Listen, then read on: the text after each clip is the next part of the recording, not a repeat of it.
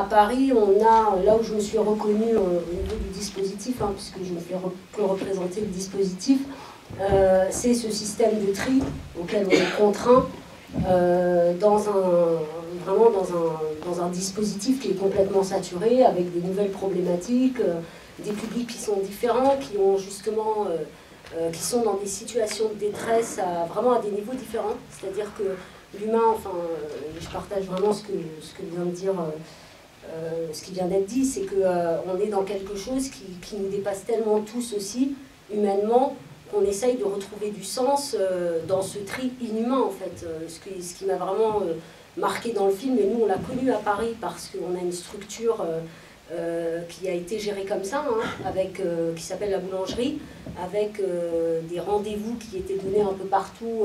sur le territoire parisien, et avec justement un tri qui se faisait un peu au visage, hein, en fonction de... Alors c'était des groupes de personnes, souvent des migrants aussi, justement, qui étaient là pour des demandes d'asile ou autres problématiques de parcours, qui atterrissaient sur Paris, et pour lesquelles on choisissait un peu au faciès. Donc on a connu ce qui est montré dans l'abri comme étant une grande difficulté aussi bien pour les équipes, avec la temporalité aussi très restreinte, où on le voit bien dans le film, hein, où il y a ce côté choisissons vite, le plus vite possible pour ne pas se confronter, voilà, pour éviter que ça monte, qu'il y ait de la violence,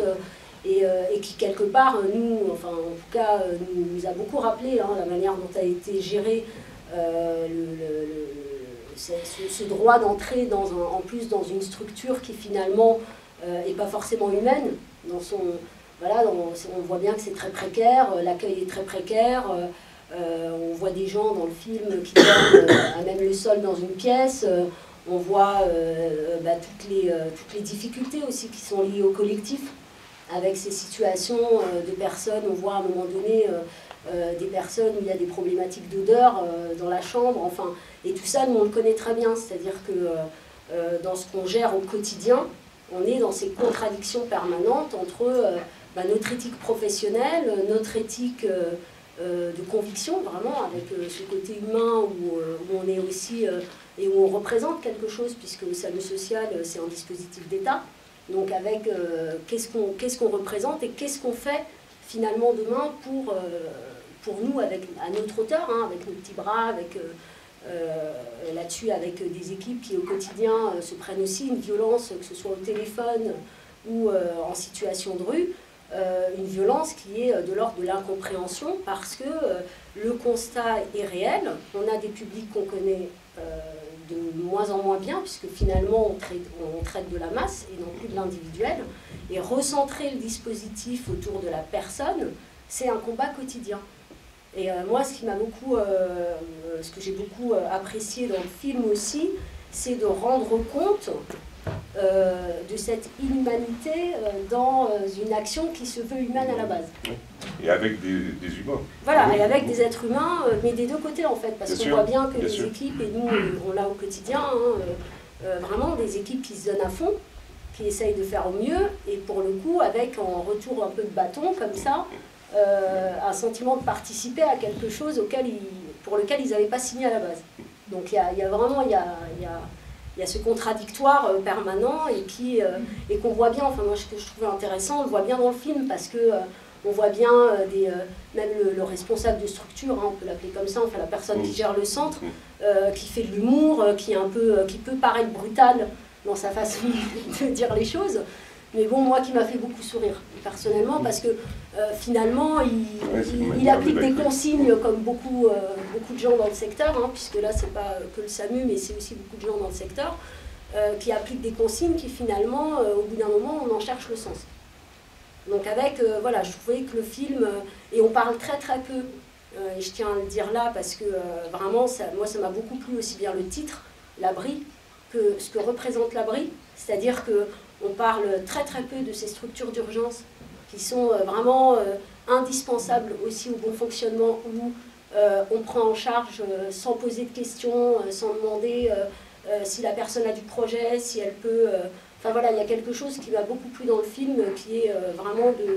de cette dimension-là humaine, où on voit bien, où ça ça rend bien compte de toutes les difficultés que nous, professionnels aussi, on rencontre. Voilà. On aime à dire dans le secteur parisien, voire national, que le 115 ne répond pas, parce que le 115, finalement, c'est un bon réceptacle des souffrances de tout le monde, hein, et de ce dont on ne veut pas nulle part. Donc finalement, dire qu'on ne répond pas, bien sûr, c'est une réalité. Il y a une partie réelle qui est liée à des effectifs, à un volume qui augmente, etc. Et avec aussi des missions, hein, qui sont celles d'informer, d'orienter, et qui sont des missions importantes, c'est-à-dire que d'informer des personnes qui arrivent sur un territoire, quel qu'il soit, de leurs droits, de où est-ce qu'ils peuvent aller se doucher, manger, voilà, trouver des lieux justement où on ne va pas les stigmatiser non plus. Ce qui a été intéressant dans l'expérience qu'on a eue avec la boulangerie, avec ce fameux centre dont je vous parlais, c'est que le fait, il y avait des réalités hein, sur ce centre-là, sur ces lieux-là, qui créaient de la tension, comme on le voit dans le film, avec l'abri, une forte tension, avec on ne sait pas à quel moment ça va éclater. Donc pour le coup cette idée, enfin, là où la régulation à distance, on va dire, des places et de à qui on attribue et comment on l'attribue, parce que est-ce qu'on donne les mêmes chances objectivement à quelqu'un d'obtenir une place? Alors moi j'en suis la représentante, donc je le défendrai avec beaucoup d'humilité aussi, puisque la question c'est de dire quels sont les critères sur lesquels on peut attribuer une place objectivement. C'est-à-dire sans avoir justement, alors le face-à-face a ses intérêts, moi je ne suis pas là pour opposer qui fait mieux son travail, est-ce qu'un travailleur social en face-à-face va faire mieux que quelqu'un au téléphone, ce n'est pas des débats qui, pour moi, voilà, je ne rentrerai pas là-dedans, ou sur pourquoi le 115 ne répond pas, parce qu'effectivement il y a des moyens derrière, et il y a toutes les questions aussi de choix hein, qui sont faites, mais en tout cas sur la démarche d'avoir des critères, hein, puisqu'il s'agit de ça, de vulnérabilité pour attribuer une place de la même manière, quel que soit son statut, quel que soit son parcours, dans une logique justement de mise à l'abri, puisque c'est une logique qui est très importante, qui reste cette évaluation à l'instant T qui se fait en fonction de l'état de la personne. Donc pour le coup, on est sur un dispositif qui, mine de rien, en tout cas on le voit sur cette question de la boulangerie, a très concrètement désamorcé des conflits qui avaient lieu sur place. Puisque, après le film le montre bien, hein, ce choix où on voit l'équilibre des ethnies hein, ou des communautés en disant bah tiens, là on a pris trop de Roms, donc on va plutôt prendre des Africains. Enfin, on voit que pour les équipes c'est quelque chose de très difficile à faire, d'évaluer justement comme ça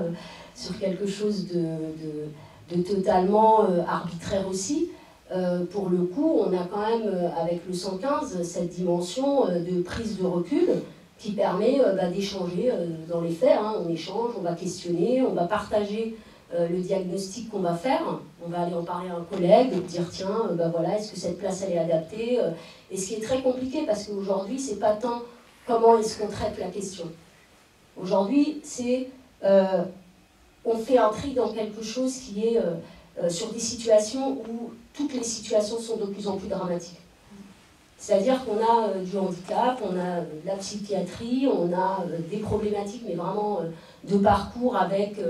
vraiment des parcours traumatiques hein, pour les personnes qui ont fait un peu le tour de la planète et qui débarquent sur Paris en disant chouette, je vais pouvoir au moins me mettre au chaud, et finalement on voit bien que ce n'est pas le cas, et on voit bien, vous parliez avant de tout ce qui était en Suisse, comment est-ce qu'on construisait quelque part la non-accessibilité à un droit, finalement, c'est contourné.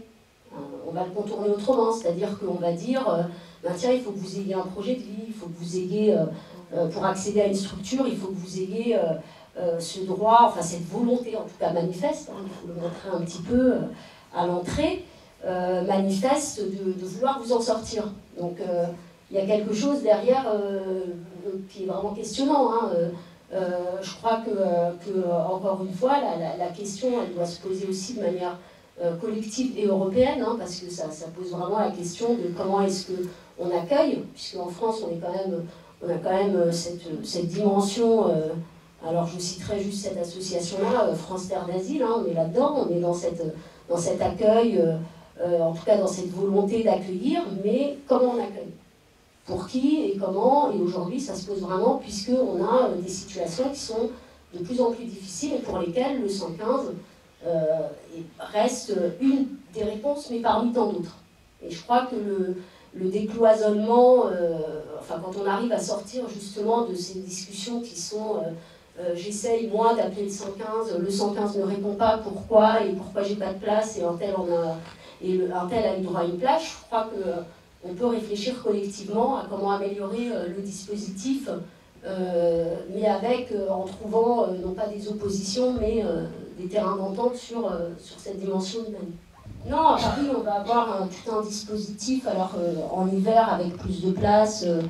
qui ouvre avec à Paris, on ne va pas être sur autant la régulation par les plages, justement, mais on va être plutôt sur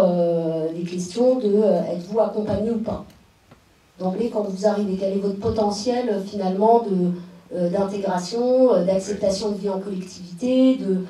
finalement, on crée comme ça un peu, est-ce que la structure est adaptée à votre problématique?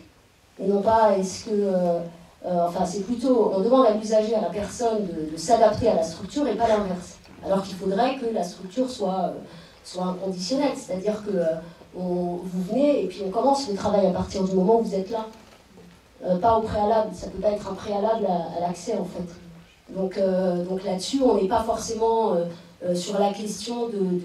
et on le voit bien dans le film L'Abri, hein, il y a une question du nombre de places avec la capacité réelle. Là où à Paris, on est plutôt, alors je dis Paris, hein, c'est qu'un exemple, hein, mais où on est sur des conditions et des parcours d'hébergement, justement, où on va avoir des personnes qui vont faire un peu le tour de toutes les structures avant de pouvoir finalement avoir une proposition adaptée à leur problématique, parce qu'effectivement, on a le même souci, hein, c'est-à-dire que c'est pas... c'est vraiment très complexe, je pense mais c'est le souci de la pénurie. C'est-à-dire qu'on n'a plus de structure aujourd'hui à ouvrir, on n'a plus la possibilité justement d'accès, hein. C'est plus une problématique, j'ai envie de vous dire, de logement que d'hébergement en fait, puisque finalement l'hébergement aujourd'hui, il pallie sur les questions plus nationales de logement et de retard qui a été pris par rapport à cette politique du logement. Je tiens à vous remercier de nous avoir justement invités au niveau du SAMU social de Paris, d'avoir pouvoir partager autour d'un film, puisque souvent les acteurs institutionnels sont plutôt, enfin les professionnels sont de côté, on cloisonne pas mal les différents champs et je trouve ça très intéressant qu'on ait pu être invités pour débattre, puisque justement là où je partage parfaitement la même idée, hein, c'est que moi je suis convaincue pour le coup que c'est des petites actions. Nous on ne fait rien d'extraordinaire hein, non plus sur le domaine, hein, on le fait en tout cas avec beaucoup d'humilité, mais c'est de pouvoir sensibiliser, informer, ne pas détourner son regard sur une personne qui est en bas de chez nous, ou qui peut se retrouver à la rue et ou qui va se cacher dans des gares, dans des stations de métro, etc. Je pense que vous les voyez au quotidien. C'est aussi être là pour dire il faut regarder l'autre, parce que ces personnes-là sont pas, même si elles peuvent être sur une bouche de chaleur, qu'elles sentent pas très bon, qu'elles peuvent être alcoolisées, etc. C'est aussi faire tomber ces barrières de l'autre. Parce que l'autre, ça peut aussi bien effectivement être l'étranger, mais ça peut aussi être cette personne-là qui a 15 ans de rue, qui est en situation de ne plus avoir de repères, qui est là au même endroit pendant l'année, et que pour le coup, effectivement, on ne s'y intéresse pas, puisqu'elle finit par faire partie du décor. Donc là où moi je reste convaincue hein, qu'il faut continuer à se battre, continuer à dire les choses, continuer à se rencontrer, même si on n'est pas du même secteur, même si on n'a pas forcément les mêmes expériences professionnelles, on a ce besoin, de toute façon collectivement, de pouvoir partager, expliquer, comprendre pourquoi est-ce qu'on ne s'arrête pas, pourquoi est-ce qu'on ne signale pas au 115, qui est un numéro gratuit, hein, pourquoi est-ce que finalement on a réussi en France aussi à instaurer pour le coup un sentiment de peur, hein, la peur de l'autre, mais c'est l'autre sous toutes les formes dans lesquelles il ne nous ressemble pas. Donc ça va effectivement de nouvelles catégories qu'on a inventées, les sans-papiers, mettre les gens dans des cases, etc. Donc il y a vraiment cette peur de la différence. Si vous ne me ressemblez pas, bah, finalement, je ne sais pas si je vais vous dire bonjour. Donc il y a un moment donné où, effectivement, moi je reste convaincue que c'est par le biais de l'échange, de l'information, de connaître les dispositifs, de ne pas avoir peur de dire les choses non plus, puisque finalement, ce qui a été bien fait ces dernières années en France, c'est ce sentiment de peur. Hein, finalement, les gens, on ne sait pas pourquoi, voilà, il y a cette peur de s'arrêter, de discuter. Nous, on le voit, si vous voulez, dans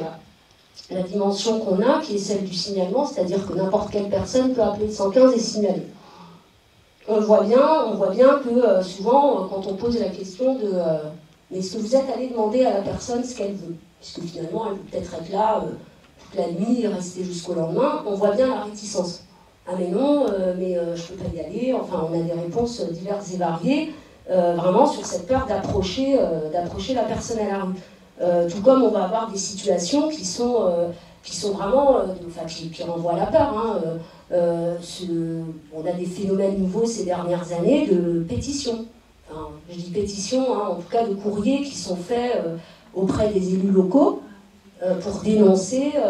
les personnes, enfin c'est vraiment de la dénonciation, quoi, avec des termes très durs. Vous parliez de stratégie 2, à Paris on a sur certains arrondissements tout ce qui est mobilier urbain, ce qu'on appelle le mobilier urbain qui a été modifié, ou parce qu'on sait que monsieur Antel était là depuis des années, bah, finalement tiens d'un seul coup on a devant des portes d'entrée vraiment hein, soit des barrières carrément, ou on l'a vu, alors je ne sais plus quelle ville, Angoulême, où on avait carrément des cages, alors là c'était assez extraordinaire. Donc moi je crois au contraire que, je crois vraiment dans les petits pas qu'on peut faire sur les uns et les autres au quotidien. Sur notre regard, la façon dont on approche, la façon de se parler, de ne pas passer indifféremment à côté de quelqu'un qui a l'air mal. L'année dernière, c'était 450 personnes qui sont mortes à la rue. De dire, bah voilà, il faut... Enfin, le premier pas, c'est déjà se battre contre l'indifférence et le laisser faire, et aussi ce côté, ça ne me concerne pas.